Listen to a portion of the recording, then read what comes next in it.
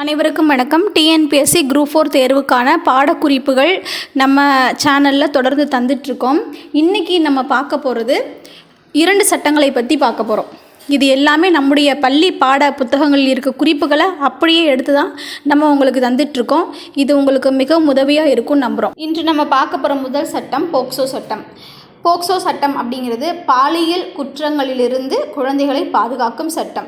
The protection of children from sexual offence act. இது எப்போ இயற்றியிருக்காங்கன்னா 2012 இயற்றியிருக்காங்க. அதாவது ஒவ்வொரு நிலையிலும் குழந்தைகளின் நலனை மையமாக கொண்டு இந்த சட்டம் செயல்படுது.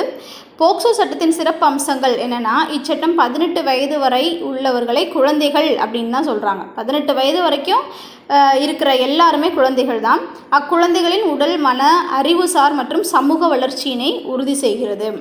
பாலியல் வன்கொடுமை யார் செய்தாலும், அதாவது அதிகாரத்தில் இருப்பவங்களோ அல்லது குடும்ப உறுப்பினர்களோ அல்லது அண்டை வீட்டாரோ அல்லது அறிமுகமானவரோ யாராக இருந்தாலும் ஈடுபட்டால் அவர்களுக்கு தகுந்த தண்டனை வழங்கப்படும். குழந்தை இதை பொறுத்து என்ன வாக்குமூலம் கூறுகிறதோ அந்த வாக்குமூலத்தை எந்த மாற்றமும் இல்லாமல் அப்படியே பதிவு செய்ய வேண்டும் அப்படின்னு இந்த சட்டம் சொல்லுது. பாதிக்கப்பட்ட குழந்தையை அடிக்கடி சாட்சி சொல்ல அழைக்கக்கூடாது.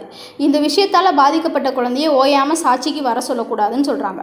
அதே போல் 12 வயதிற்கு உட்பட்ட பெண் குழந்தைகள் பாலியல் வன்கொடுமை செய்யப்படும் போது வன்கொடுமை செய்தவருக்கு மரண தண்டனை வழங்குவதோடு கடுமையான தண்டனைகள் விதிக்க வகை செய்யும் சட்டம் 2018 ஏப்ரல் மாதம் கொண்டு வரப்பட்டது. குற்றவியல் சட்ட திருத்த சட்டம் 2018 இந்த சட்டத்தோட பேர். இது இந்திய குற்றவியல் சட்டத்தில் கடுமையான திருத்தங்களை கொண்டு வந்தது. இந்த சட்டத்தோட சிறப்பம்சம் என்னன்னா, அபராத தொகையானது, அதாவது விதிக்கப்படும் அபராத தொகை பாதிக்கப்பட்டவரின் மருத்துவ செலவை ஈடுகட்டும் வகையில் இருக்க வேண்டும் அப்படின்றது தான். அடுத்து நம்ம பார்க்க போகிற சட்டம் தகவல் அறியும் உரிமை சட்டம். தகவல் அறியும் உரிமை சட்டம் ஒரு புரட்சிகரமான சட்டமாகும். அரசு நிறுவனங்களின் வெளிப்படைத்தன்மையை கொண்டு வருவதற்கான இச்சட்டம் இந்தியாவில் 2005 அக்டோபர் மாதம் இயற்றப்பட்டது. இச்சட்டத்தின்படி அரசு நிறுவனங்களில் தேவைப்படும் தகவல்களை எந்த ஒரு சாதாரண குடிமகனும் கோரி பெறலாம். தகவல்கள் 30 நாட்களுக்குள் வழங்கப்படணும்னு சொல்கிறாங்க.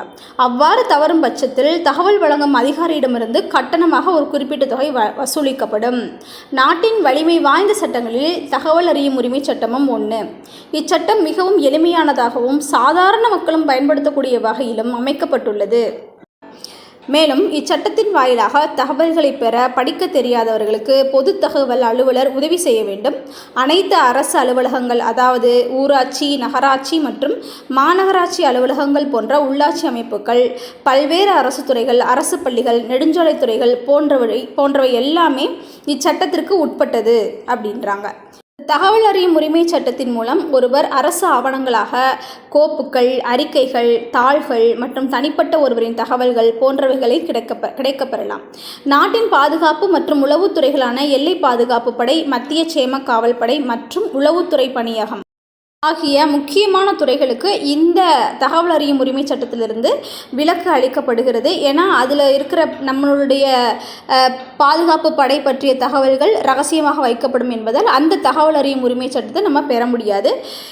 தகவல் அறியும் உரிமை சட்ட செயல்பாட்டர்களாக அருணா ராயும் நிக்கில் தேவும் இருக்காங்க. டிஎன்பிஎஸ்சி குரூப் 4 தேர்வில் நீங்கள் வெற்றி பெற எங்களது நிறுவனத்தின் வாழ்த்துக்கள். நம்ம சேனலை மறக்காமல் ஃபாலோ பண்ணுங்கள். முக்கியமான குறிப்புகளை நம்ம தந்துக்கிட்டு தான் இருக்கோம். நன்றி.